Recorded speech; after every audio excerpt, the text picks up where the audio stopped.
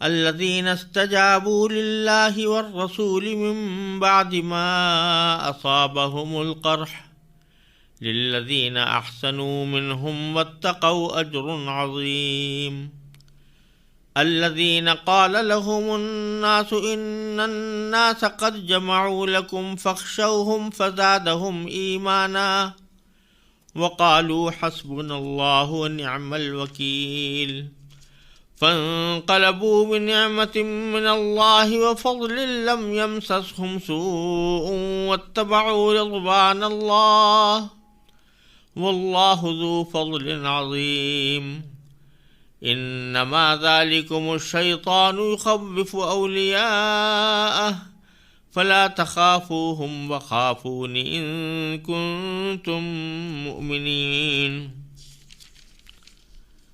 ان آیات کا ترجمہ یہ ہے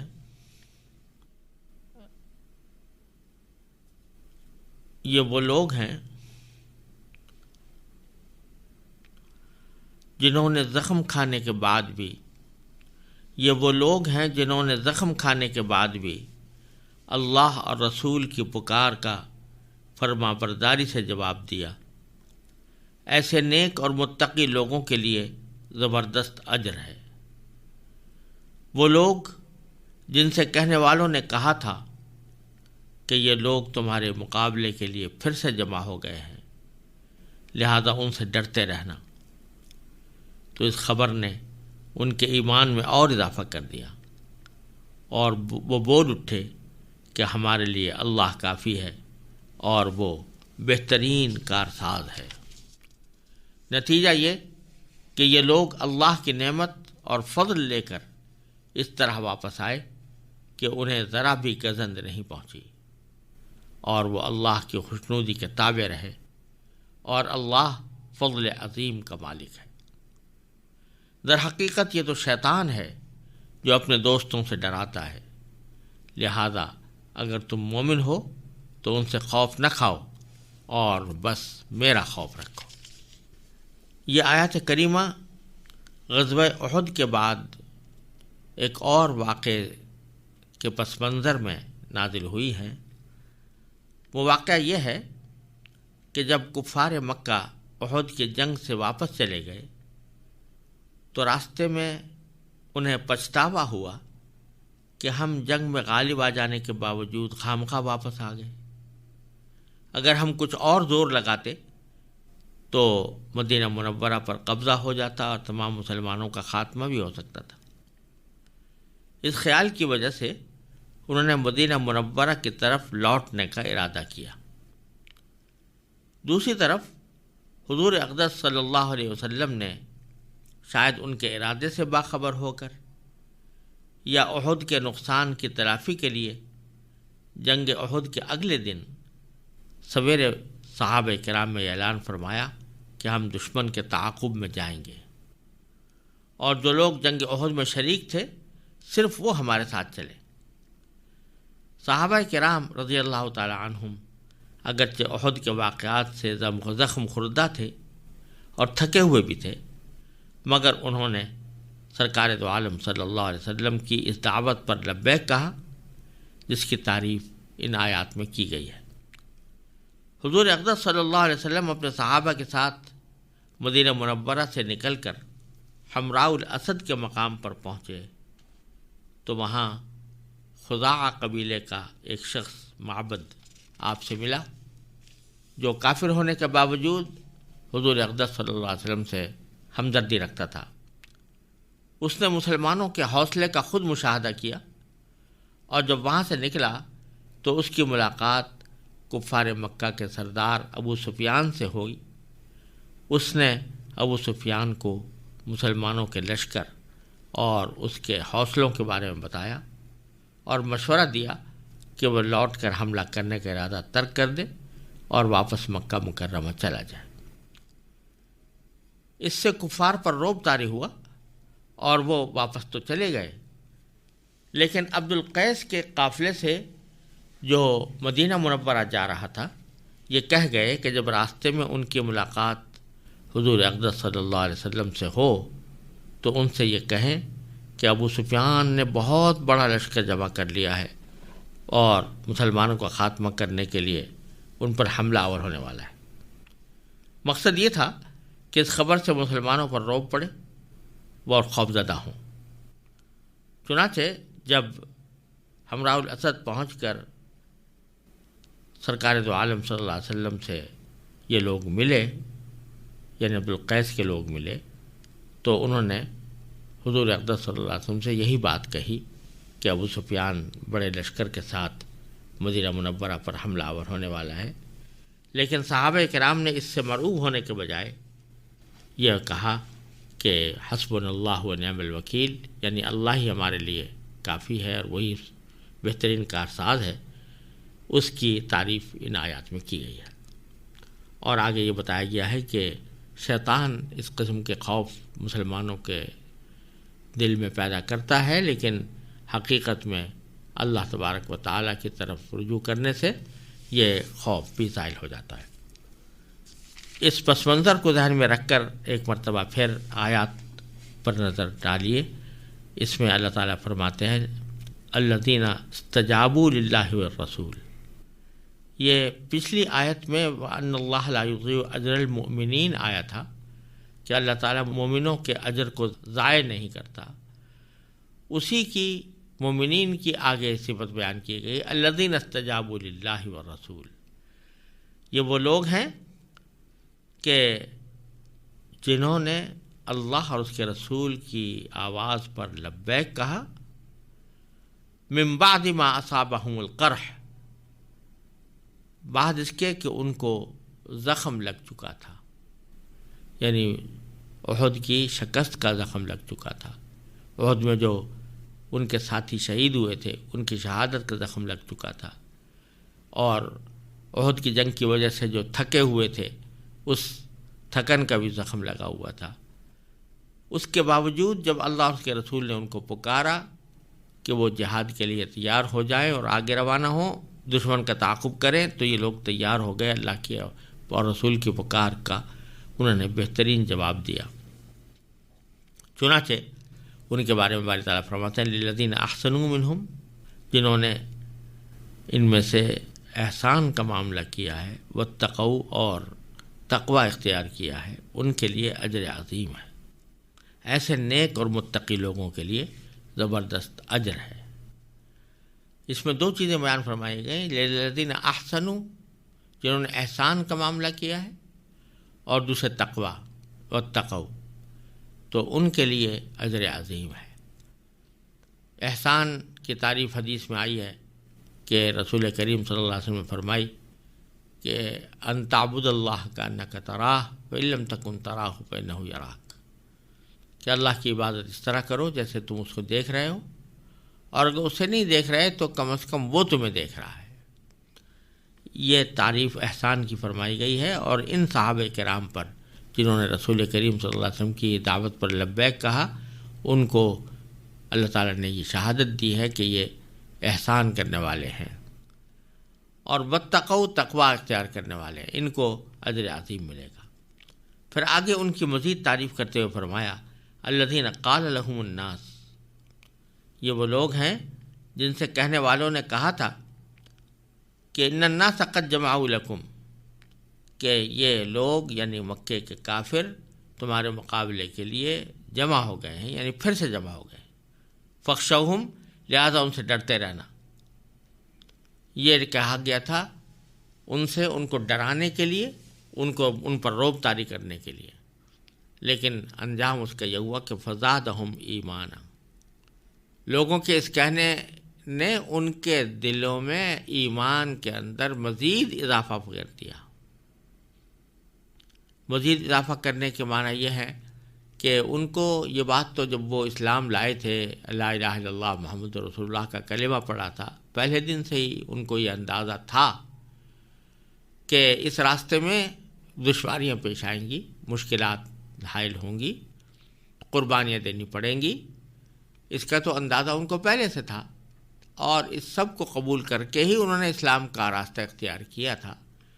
لیکن جب یہ دشواریاں اور مشکلات اور رکاوٹیں پیش آئیں تو اس وقت ان کو اپنے اس سابق یقین کے اندر مزید تقویت پیدا ہوئی اور ان کے ایمان میں مزید پختگی آئی، کیونکہ مشکلات سے گزرنے کے بعد جو چیز حاصل ہوتی ہے وہ اور زیادہ قابل قدر ہوتی ہے، تو اس کے وجہ سے ان کے ایمان میں مزید پختگی آئی، اور ایمان میں پختگی آنے کے، ایمان میں زیادتی پیدا ہونے کا مقصد یہ کہ ایمان کے جو تقاضے ہیں ان پر انہوں نے زیادہ بہتر طریقے سے عمل شروع کر دیا، اور وہ یہ کہ اللہ تبارک و تعالیٰ نے جو ان کو صفات عطا فرمائی تھی، ان صفات کے اندر ان کی ترقی ہوئی، ان کے اخلاق میں ترقی ہوئی، ان کے اعمال میں ترقی ہوئی۔ یہ سب کچھ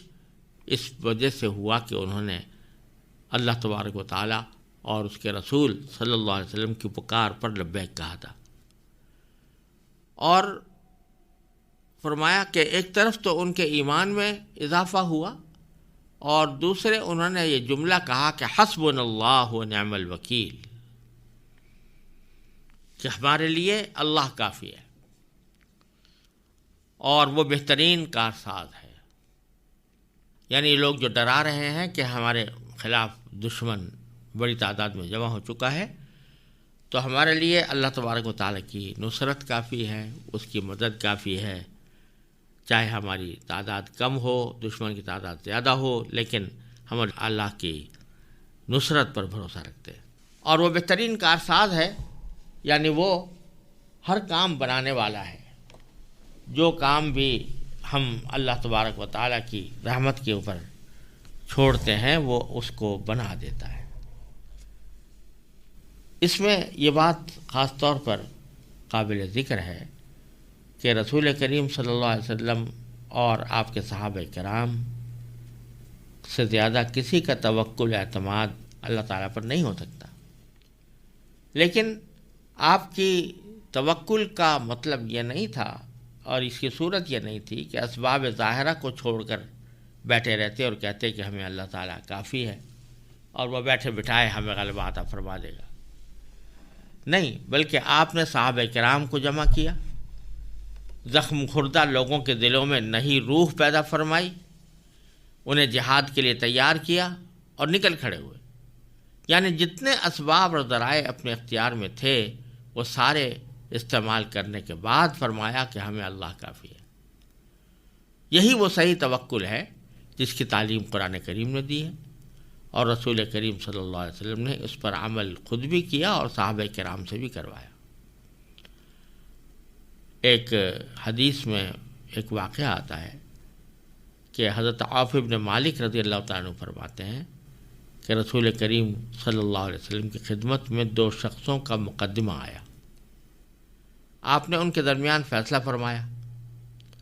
جس شخص کے خلاف فیصلہ ہوا تھا اس نے فیصلہ نہایت سکون سے سنا اور یہ کہتے ہوئے روانہ ہو گیا کہ حسبی اللہ و نعم الوکیل۔ تو حضور اقدس صلی اللہ علیہ وسلم نے فرمایا اس شخص کو میرے پاس واپس لاؤ۔ پھر جب وہ آ گیا تو فرمایا کہ ان اللہ یلوم علی العجز ولکن علیک بالکیس، اللہ تعالیٰ ہاتھ پیر توڑ کر بیٹھ جانے والے کو ناپسند کرتا ہے، بلکہ تم کو چاہیے کہ ہوش مندی کے ساتھ تمام ذرائع اختیار کرو۔ فَإِذَا غَلَبَكَ أَمْرٌ، اور سارے اسباب اختیار کرنے کے باوجود اگر کسی وقت میں عاجز ہو جاؤ تو اس وقت کہو حسبی اللہ و نعم الوکیل۔ یعنی محض بے عملی کے ساتھ اللہ تعالیٰ کے توکل کا سہارا لینا یہ کوئی صحیح طریقہ نہیں ہے، بلکہ عمل اور اسباب پوری طرح اکٹھے کرنے کے بعد اس تصور سے کہ ان اسباب کے اندر تاثیر پیدا کرنے والا صرف اللہ تبارک و تعالیٰ کا کام ہے، یہ ہے توکل، اور یہی توکل مطلوب ہے۔ تو یہاں پر حضرات صحابہ کرام نے اگرچہ اپنے اختیار سے جتنے اسباب تھے وہ اختیار کر لیے اور اللہ تعالیٰ کی طرف رجوع کیا، اور پھر فرمایا کہ ہمارے لیے اللہ کافی ہے اور وہ بہترین کارساز ہے۔ یہاں یہ بھی سمجھ لینے کی بات ہے کہ بزرگوں نے فرمایا ہے اور تجربہ بھی ہے کہ جب آدمی کو کسی سخت پریشانی کا سامنا ہو، کسی مشکل کا سامنا ہو، کوئی آدمی الجھن میں مبتلا ہو اور اس سے نکلنا چاہتا ہو، تو ان تمام صورتوں میں یہ کلمہ حسبنا اللہ و نعم الوکیل جو صحابہ کرام کی طرف سے اللہ تعالیٰ نے نقل فرمایا ہے، یہ بہت مجرب ثابت ہوا ہے کہ اس سے اللہ تبارک و تعالیٰ کی رحمت سے پریشانی دور ہوتی ہے، اور ایسے موقع پر 1000 مرتبہ حسبنا اللہ و نعم الوکیل پڑھنے سے بھی بزرگوں نے فرمایا ہے کہ مصیبتوں کے ٹلنے میں، مشکلات کے دور ہونے میں فائدہ پہنچتا۔ بہرحال آگے اللہ تبارک و تعالیٰ فرماتے ہیں کہ ان حضرات صحابہ کرام نے ایک طرف تعمیل کی رسول اللہ صلی اللہ علیہ وسلم کے احکام کی،